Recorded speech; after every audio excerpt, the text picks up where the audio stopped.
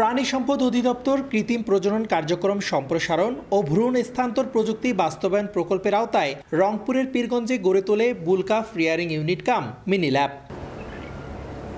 প্রকল্পের অধীনে office cum laboratory, semen collection shed, bull shed, feed godown, bull calf প্যান্ট shed এবং 30টি আইসোলেশন শেড নির্মাণ করা হয়। কিন্তু উদ্বোধনের পর গত 7 বছরে মাত্র একবার সিমেন্ট তৈরির জন্য সার নিয়ে আসে প্রাণী সম্পদ বিভাগ।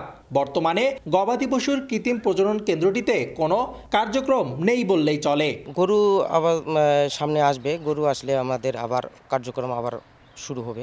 আমরা চাই যে সামনে আমাদের গরু আসুক, আমরা আমাদের কাজ ওই কাজ করার সুযোগ পাই। 2 কোটি সামথিং, যেখানে আমাদের সরকারিভাবে 40 থেকে 50 লাখের মধ্যে এবং বাকি যা থাকতেছে সেগুলো বেসরকারিভাবে বা এনজিওদের মাধ্যমে মিট আপ হচ্ছে আপাতত। এ নিয়ে নানা সংকটের অজুহাত কেন্দ্রের উপপরিচালকের। 60% এই সরকারি প্রতিষ্ঠানগুলো থেকে আমরা সিমেন্ট সরবরাহ দিয়ে থাকি, বাকি আমাদের 11টিতে বেসরকারি প্রতিষ্ঠান রয়েছে। এদিকে মিনি ল্যাবটি দ্রুত সচল করে কম খরচে সরকারিভাবে সিমেন্ট সরবরাহের দাবি খামারিদের।